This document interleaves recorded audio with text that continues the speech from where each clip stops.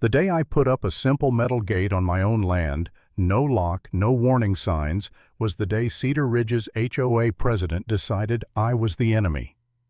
48 hours after it went in, my phone buzzed, and a woman's voice slid through the speaker like a knife wrapped in velvet. "You're creating a problem for the entire neighborhood." And that's when I knew this was never about a gate. It was about control. I bought my property in Boone Creek, North Carolina, for one reason: peace. I wanted trees, quiet mornings, and the kind of freedom you don't get when you live under a board of bored people with clipboards and power fantasies. That's why I picked land just outside the HOA boundaries. Cedar Ridge Estates sat close by neat lawns matching mailboxes, those little community pride signs that always feel like a warning if you look too long. My place was rougher, wilder. The road situation was not great. There was an old dirt path that turned to soup every time it rained. Meanwhile, Cedar Ridge had a smooth internal road that ran close to my lot. And for a second I considered taking the easy way, using their road waving at the neighbors, pretending we were all one big happy community. But I've seen how HOAs work. The second you benefit, they claim you belong. So I did what I always do when I don't want anyone owning a piece of me. I built my own solution. I hired a surveyor. I pulled permits. I had gravel delivered. I carved out a proper driveway with drainage and a stable base, the kind that wouldn't wash out the first time a storm rolled in. It wasn't cheap and it wasn't fun. There were days I came home covered in dust hands, shaking from the vibration of equipment, wondering why I didn't just buy a condo like a normal person. But every time I stood at the edge of that fresh gravel and looked down my own road leading to my own house, I felt something that's hard to explain unless you've been pushed around before. I felt untouchable. Then the first letter came. A clean white envelope with the Cedar Ridge Estates HOA logo like a smug little stamp of authority. I opened it at my kitchen counter, expecting some neighborly welcome to the area nonsense. Instead, I read the line twice because my brain refused to accept it. Access and maintenance fee $300 due upon receipt. I actually laughed out loud, like a sharp bark of disbelief. Access to what maintenance of what the road I had just paid to build? The one they hadn't contributed a dime to. I flipped the page over like maybe there was a joke on the back. There wasn't. So I did what any sane person would do. I ignored it. 2 weeks later, another envelope. This one had a heavier tone, bold print, a due date, a late fee already tacked on like they'd been waiting to punish me. Your property benefits from HOA infrastructure. Payment is mandatory. Mandatory. That word hit me in the chest. Not because of the money. $300 isn't nothing, but it's not life or death. It was the idea behind it, the confidence, the assumption that they could speak to me like I was already theirs. I emailed back. Polite, neutral. I attached my survey, my permit approvals, pictures of the work in progress, like I was submitting evidence to a court that shouldn't even exist. I believe this invoice was sent in error. My property is not part of Cedar Ridge Estates HOA, and I do not use HOA roads. The response came fast, too fast, like they had a template ready. Thank you for reaching out. While your parcel is outside HOA boundaries, your residence utilizes community access corridors. The fee remains mandatory. Community access corridors. That phrase sounded made up. It sounded like something you say when you don't have legal ground and you're hoping fancy words will make people fold. And here's the embarrassing part: I almost did. That night I sat on my couch staring at the email on my phone, and I felt this slow creep of doubt. The kind that gets under your skin when you're tired and alone and you realize you're fighting a whole system by yourself. I remember thinking, maybe I'm missing something. Maybe there's some old easement buried in paperwork from 30 years ago. Maybe the previous owner signed something weird. Maybe I'm about to spend months arguing over a stupid fee and end up paying lawyers 10 times more than the bill just to prove a point. I even opened my banking app, thumb hovering. Just pay it. Make it go away. And then another thought followed, colder and clearer. If I pay it once, I'm paying it forever.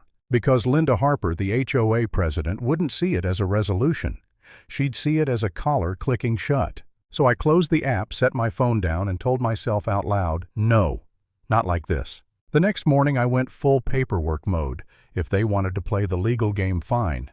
I was going to drag it into the sunlight. I pulled my deed. I pulled the plats.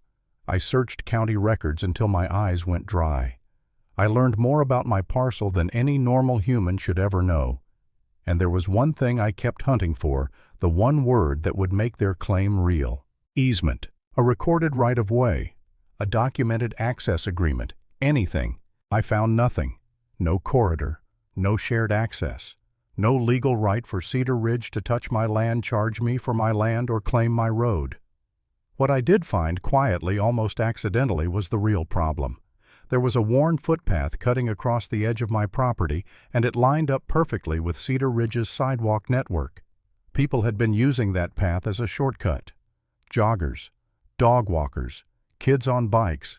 For who knows how long they'd been stepping onto land that never belonged to their HOA, assuming it was community. And Linda Harper had gotten comfortable with that assumption. I agreed to meet them. They picked the HOA clubhouse, of course. Beige walls, fluorescent lights, a long table with fake plants that looked like they were dying out of spite. I showed up early with a folder so thick it could have stopped a bullet, and I sat there while board members trickled in smiling like this was a friendly chat. Linda entered last, dressed like she'd Googled power outfit and bought the first thing she saw. She didn't even sit before she spoke. We're all trying to keep things fair for the community. I smiled the way you smile when you're about to ruin someone's day. I'd love fairness, I said. So show me the recorded easement, the one that gives you the right to charge me. Her eyes blinked once, twice. We don't need an easement, she said, like she was explaining something to a child. The community has used that access for years. I slid one document across the table, slow, deliberate. Long-standing use isn't legal access. The room got quiet in that special way where you can hear the air conditioner hum, and you realize no one wants to be the next person to speak. Linda's jaw tightened. Are you threatening to block residents? I'm not threatening anything, I said, keeping my voice calm, even though my pulse was hammering. I'm explaining reality. You billed me for access I don't use, and you called it mandatory without having any recorded right to my land. One board member cleared his throat. Another avoided eye contact. Melissa Grant, the property manager, kept tapping her pen like she was trying to hypnotize herself into not being there. Linda leaned forward, voice sharper now. That fee supports maintenance, roads, landscaping, security. Not my roads I cut in, not my landscaping, not my security. You don't get to send invoices into the void and call it law. Her cheeks flushed. We can pursue collection. I opened my folder and pulled out the county record printouts. And I can pursue harassment, fraud, and whatever else my attorney finds fun, I said, still calm, still polite, because nothing rattles a bully like someone who refuses to get emotional on command. Here's what's going to happen. You're going to withdraw the invoice. You're going to confirm in writing that I owe you nothing. And you're going to stop implying my property is under HOA authority. Linda stared at me like I'd slapped her. For a second I wondered if she'd explode right there, go full meltdown. But she didn't. She did something worse. She went quiet. That quiet, calculating silence of someone realizing the room isn't on her side anymore. The follow-up call came 2 days later. Not from Linda, from Melissa. We'd like to resolve this amicably, she said. And it was the first time anyone from Cedar Ridge sounded like they weren't reading from a script. Great, I said. Put it in writing. There was a pause. Paper shuffling, a sigh that sounded like defeat. The email arrived that afternoon. Invoice withdrawn. Account balance $0. No further billing will occur. No apology, no explanation, just a retreat. And that should have been enough. But I'd learned something important about HOAs. If you leave a boundary invisible, they'll pretend it doesn't exist. So I made it visible. I installed a metal gate at the start of that shortcut path, clean, professional, the kind you'd see on private land. I didn't lock it. I didn't trap anyone. I just made it unmistakable. This is not yours. That's when Linda called me. Her voice was tight, strained, like she'd been swallowing anger all day.